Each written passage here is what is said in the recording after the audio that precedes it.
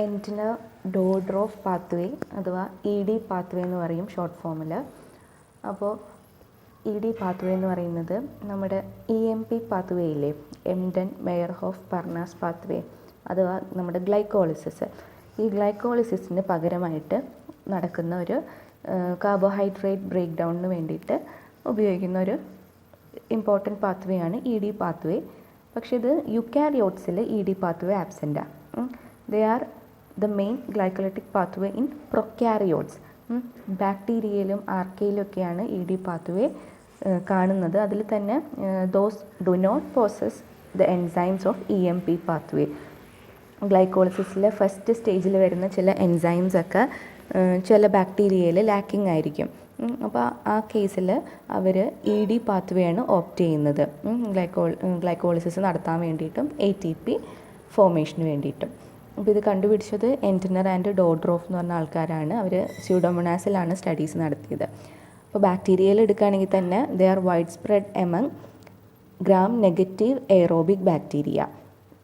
ഇനി ED പാത്വേയിൽ 2 key enzymes ആണ് ഉള്ളത്.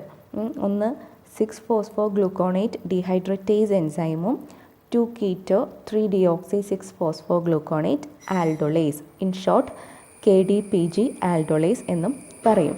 ഈ 2 എൻസൈംസും ED പാത്വേയിൽ മാത്രം വരുന്ന എൻസൈംസാണ്. അപ്പോൾ അതുകൊണ്ടാണ് അത് ED പാത്വേയുടെ കീ എൻസൈംസ് ആണെന്ന് പറയുന്നത്. ഇനി ഈ പാത്വേയിൽ 2 ATPs ആണ് ജനറേറ്റ് ചെയ്യുന്നത്.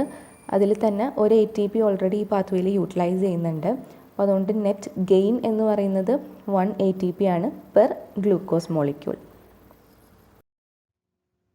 ഈ പാത്വേ നോക്കുകയാണെങ്കിൽ ഫസ്റ്റ് ഗ്ലൂക്കോസിന് നമ്മുടെ ഗ്ലൈക്കോളിസിസിലെ സെയിം എൻസൈം തന്നെയാണ് ഹെക്സോകൈനേസ് എൻസൈം ഗ്ലൂക്കോസ് 6-ഫോസ്ഫേറ്റ് ആയിട്ട് കൺവേർട്ട് ചെയ്യാണ്. അവിടെ ഒരു ATP യൂട്ടിലൈസ് ചെയ്തിട്ടുണ്ട്.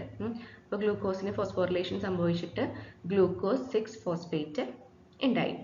ഇനി ഗ്ലൂക്കോസ് 6-ഫോസ്ഫേറ്റിൽ നിന്നും ഡീഹൈഡ്രോജനേസ് എൻസൈം വന്നിട്ട് ആക്ട് ചെയ്ത് അവിടെ നിന്ന് ഡീഹൈഡ്രോജനേസ് വരുമ്പോൾ എന്തായിരിക്കും, അവിടെ ഒരു ഹൈഡ്രജൻ്റെ റിമൂവൽ നടക്കുന്നുണ്ടാവും. ഈ ഗ്ലൂക്കോസ് 6-ഫോസ്ഫേറ്റിൽ നിന്നും റിമൂവ് ചെയ്ത ഹൈഡ്രജൻ നേരെ NADP+ ആണ് ആക്സെപ്റ്റ് ചെയ്യുന്നത്. എന്നിട്ട് NADP+ റെഡ്യൂസ്ഡ് ആയിട്ട് NADPH ആൻഡ് H+ ആവും. പിന്നെ അതുകൂടാതെ ഇവിടെ ഈ ഗ്ലൂക്കോസ് 6-ഫോസ്ഫേറ്റ് മോളിക്യൂളിലേക്ക് ഒരു വാട്ടർ മോളിക്യൂളും കൂടെ ഇൻസേർട്ട് ആവുന്നുണ്ട്. As a result first carbon ആറ്റത്തിൽ CO, നേരത്തെ ആൽഡിഹൈഡ് ആയിരുന്നു. ഗ്ലൂക്കോസ് 6-ഫോസ്ഫേറ്റ് എന്ന് പറയുന്നത് അവിടെ ഫസ്റ്റ് കാർബണിൽ നോക്കി CHO ഗ്രൂപ്പാണ്, ആൽഡിഹൈഡ് ഗ്രൂപ്പായിരുന്നു. അത് മാറിയിട്ട് കാർബോക്സിൽ ഗ്രൂപ്പ് COOH ഗ്രൂപ്പ് ഫസ്റ്റ് കാർബണിൽ വന്നു. അങ്ങനെയാണ് 6-ഫോസ്ഫോഗ്ലൂക്കോണേറ്റ് ആയത്. ഓക്കെ, ഗ്ലൂക്കോണേറ്റ് അല്ലെങ്കിൽ ഗ്ലൂക്കോണിക് ആസിഡ് എന്നൊക്കെ പറയുമ്പോൾ അവിടെ COOH കാർബോക്സിൽ ഗ്രൂപ്പ് ആയിരിക്കും വരിക. ഓക്കെ, അപ്പം ഇവിടുത്തെ എൻസൈം ഏതാണ്, ഗ്ലൂക്കോസ് 6-ഫോസ്ഫേറ്റ് ഡീഹൈഡ്രോജനേസ്. നെക്സ്റ്റ് ഈ 6-ഫോസ്ഫോഗ്ലൂക്കോണേറ്റിൽ നിന്നും വാട്ടർ മോളിക്യൂളിനെ അഗെയിൻ റിമൂവ് ചെയ്യാണ്. അപ്പോൾ വാട്ടർ മോളിക്യൂളിനെ റിമൂവ് ചെയ്യുമ്പോൾ അവിടെ വരുന്നത് ഡീഹൈഡ്രറ്റേസ് എൻസൈമാണ്. അപ്പോൾ ഈ 6-ഫോസ്ഫോഗ്ലൂക്കോണേറ്റിൽ നിന്നാണ് വാട്ടർ മോളിക്യൂളിനെ റിമൂവ് ചെയ്യുന്നത്. സോ എൻസൈമിൻ്റെ പേര് 6-ഫോസ്ഫോഗ്ലൂക്കോണേറ്റ് ഡീഹൈഡ്രറ്റേസ് എൻസൈം. ഓക്കെ, അപ്പോൾ ആ എൻസൈം വന്ന് വാട്ടർ മോളിക്യൂളിനെ ക്ലീവ് ചെയ്ത് കഴിയുമ്പോഴത്തേക്ക് നമുക്ക് കിട്ടുന്നതാണ് 2-keto-3-deoxy-6-ഫോസ്ഫോഗ്ലൂക്കോണേറ്റ്. അതിനെ നമ്മൾ ഇൻ ഷോർട്ട് KDPG എന്ന് പറയുന്നു. അപ്പോൾ ഈ 6-ഫോസ്ഫോഗ്ലൂക്കോണേറ്റിൽ നിന്ന് നമുക്ക് 2-keto-3-deoxy-6-ഫോസ്ഫോഗ്ലൂക്കോണേറ്റ് കിട്ടി. ഇനി നെക്സ്റ്റ് സംഭവിക്കുന്നത് ഈ KDPGയിൽ നിന്നും നെക്സ്റ്റ് എൻസൈം വരുന്നത് KDPG ആൽഡോളേസ് ആണ്. നിങ്ങൾ ഗ്ലൈക്കോളിസിസ് പാത്വേ എന്ന് ഓർത്ത് നോക്കിയാലും നിങ്ങൾക്ക് കിട്ടും. അതായത് അവിടെ ഫ്രക്ടോസ് 1,6-ബിസ്ഫോസ്ഫേറ്റിനെ ആൽഡോളേസ് എൻസൈം വന്ന് ക്ലീവ് ചെയ്തിട്ട് 2 പ്രോഡക്ട്സ് ആയിരുന്നു അവിടെ ഉണ്ടാവുന്നത്.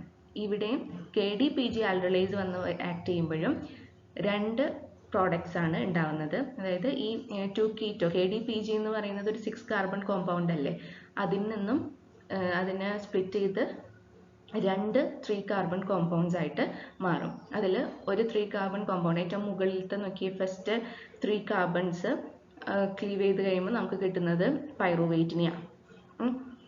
ഒന്ന് പൈറുവേറ്റ്, പിന്നെ ബാക്കിയുള്ള ഭാഗം എന്ന് പറയുന്നത് ഇറ്റ് ഫോംസ് ഫോസ്ഫോ ഗ്ലിസറാൽഡിഹൈഡ്, അതായത് നമ്മുടെ ഗ്ലിസറാൽഡിഹൈഡ് 3-ഫോസ്ഫേറ്റ്.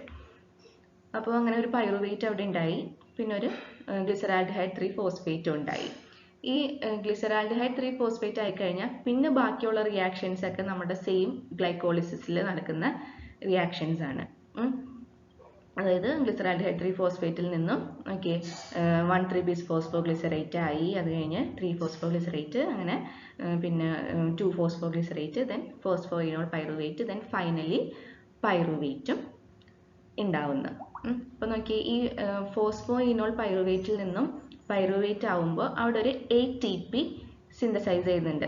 റിയാക്ഷൻ 9 ആണ് ഞാൻ പറഞ്ഞത്. ഇപ്പോൾ ഫോസ്ഫോയിനോൾ പൈറുവേറ്റിൽ നിന്നും പൈറുവേറ്റ് ആയപ്പോൾ അവിടെ ഒരു ATP സിന്തസൈസ് ആയി അല്ലേ.